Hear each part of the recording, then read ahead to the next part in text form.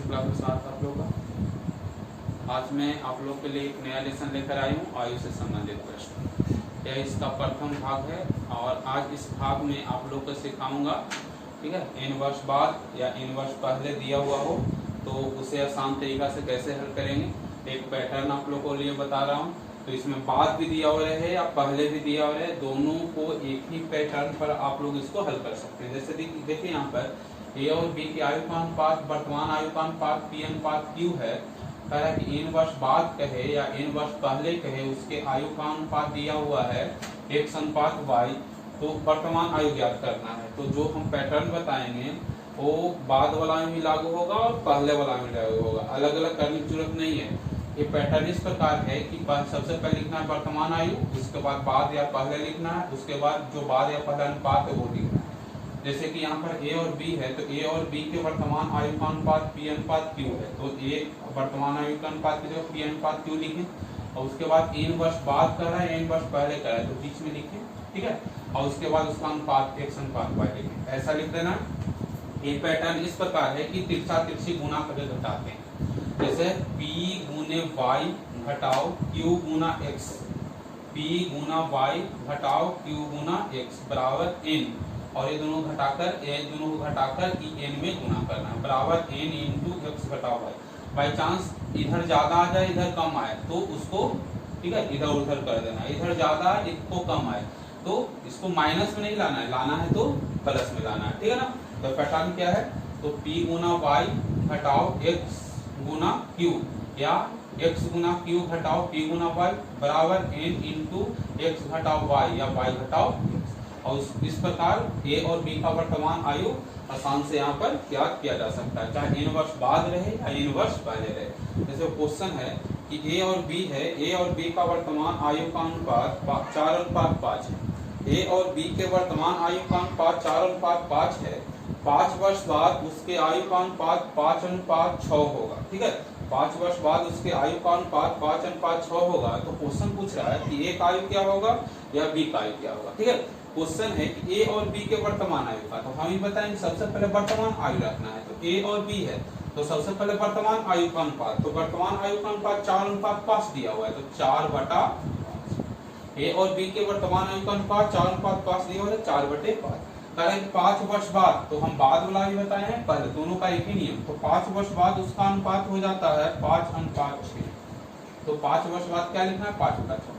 अब यहाँ पर बताया गया है कि गुना करके घटाना है, तो 5×5 = 25 घटाओ 6×4 = 24, यानी ज्यादा से कम घटाना है, ठीक है।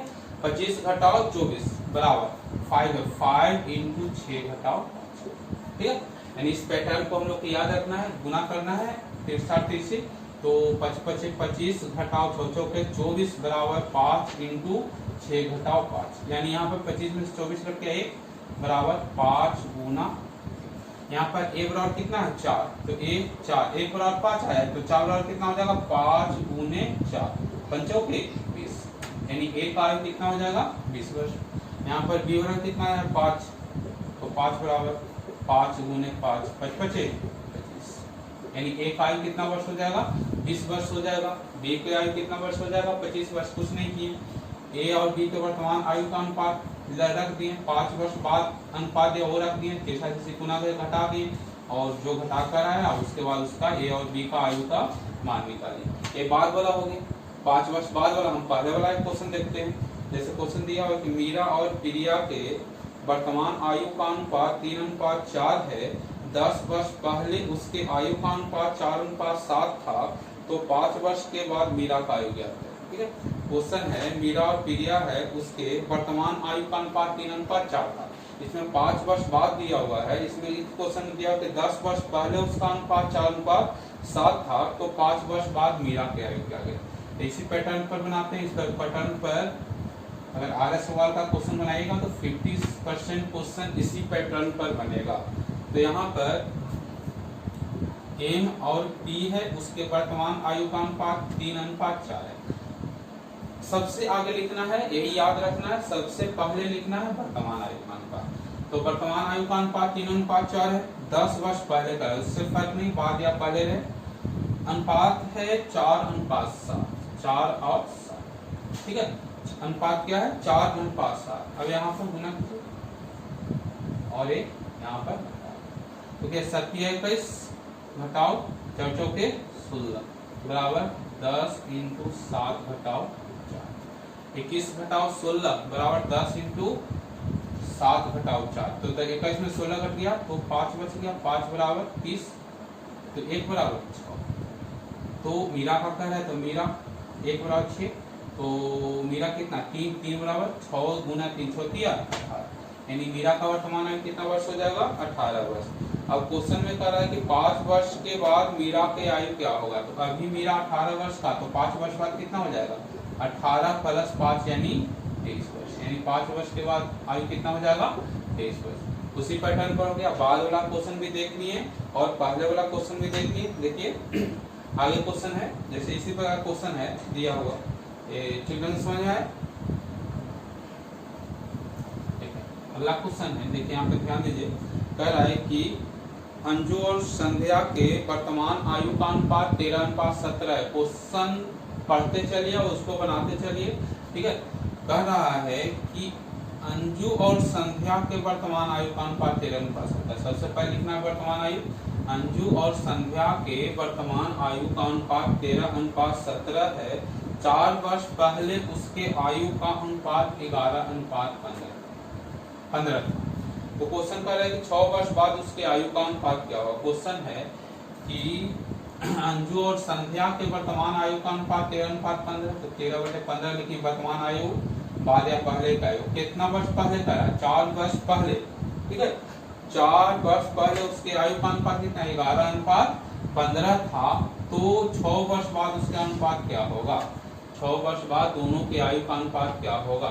तो ये पैटर्न हो गया वर्तमान आयु इनवर्स और उसका अनुपात।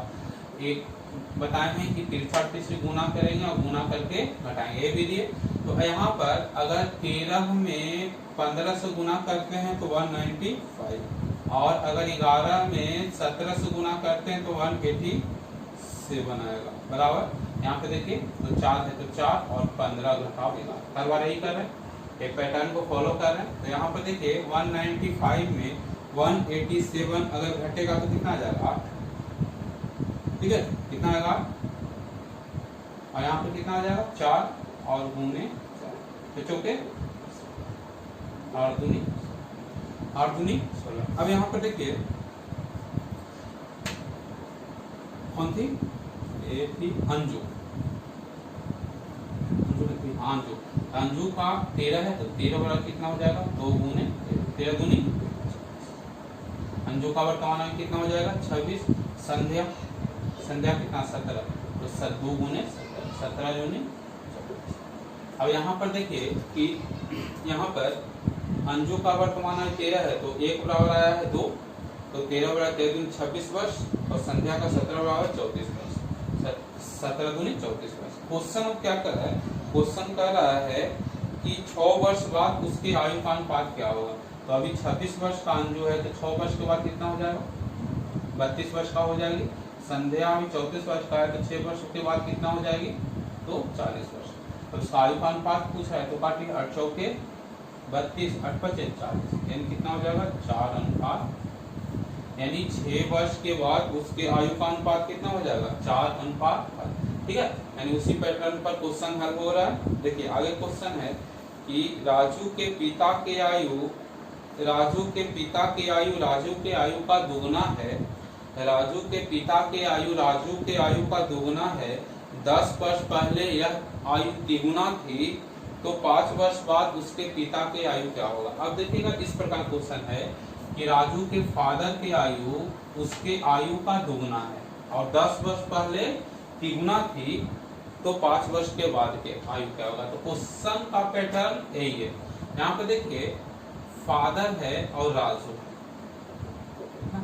राजू के फादर की आयु उसके आयु का दुगना है यानी वर्तमान आयु 2:1 है। ठीक है दुगना है 2:1 है। कह रहा है कि 10 वर्ष पहले यह तिगुना थी। 10 वर्ष पहले कर रहा है ना 10 वर्ष पहले यह तिगुना थी 10 वर्ष पहले तिगुना थी 3:1 नियम वही है। ठीक है नियम वही है 3 × 1 3 और 2 × 1 2 बराबर 10 इंटू 3 माइनस, ठीक है ना। तो 3 में से 2 घट गया 1, तो 1 बराबर 20, यानी राजू का फादर 2 है यहाँ पे, 2 बराबर 40, यानी राजू के फादर का वर्तमान आयु कितना वर्ष है? 40 वर्ष है। क्वेश्चन में कह रहा है कि 5 वर्ष के बाद राजू का फादर, तो अभी 40 वर्ष का है, तो 5 वर्ष के बाद राजू का फादर कितना वर्ष का हो जाएगा? 45 वर्ष का, ठीक है। 5 वर्ष के बाद राजू का फादर कितना वर्ष का हो जाएगी? 45 वर्ष का, यानी राजू का फादर राजू का दुगना है, तो फादर बटे राजू बराबर 2/1, 10 वर्ष पहले रहे बाद रहे, उससे क्वेश्चन हमको ध्यान नहीं देना है। तिगुना था 3:1, तो यहाँ पर 3 घटाओ 2 बराबर 20 आया, तो 2 बराबर कितना है? 40, यानी राजू का वर्तमान आयु कितना हो गया? 40, और 5 वर्ष के बाद उसका आयु कितना हो जाएगा? 45 हो जाएगा, ठीक है। अगला क्वेश्चन देखिए, अगला क्वेश्चन है यहाँ पर इस तरह क्वेश्चन है, आप लोग अगर आर्य सवाल बुक होगा तो उसका सारा क्वेश्चन प्रैक्टिस कीजिए, उसमें 50 से 55% क्वेश्चन इसी तरीका से बनेगा, ठीक है। तो आपको ये तरीका याद हो जाएगा।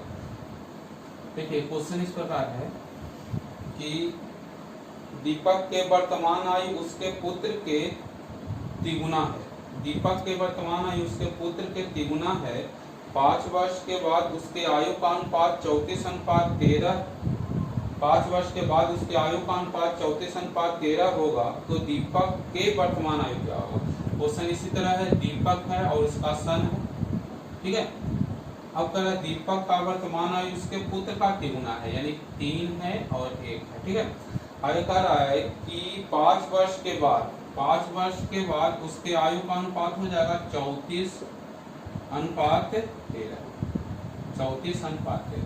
नियम वही काम करेगा यहाँ पर भी, नियम वही काम करेगा यहाँ पर भी। तो यहाँ पर 13 तिया 39, 39 घटाओ 34 बराबर 5 इंटू 34 घटाओ, यानी 39 में अगर 34 घटाएंगे तो कितना बच जाएगा?